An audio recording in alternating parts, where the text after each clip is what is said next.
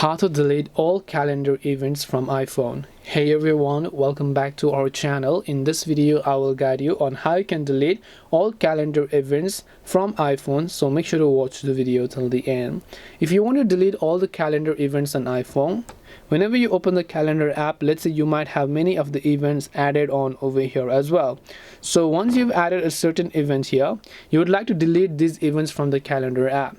Now, to delete this, what you have to do is just simply open up that particular event.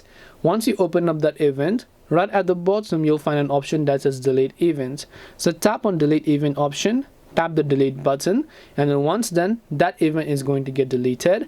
And now you can repeat the process for all of the other events that you might have as well in this case. But if you turn it on, tap on delete events, tap the delete option. Now you can go to the next month and then see if you have any events for those as well.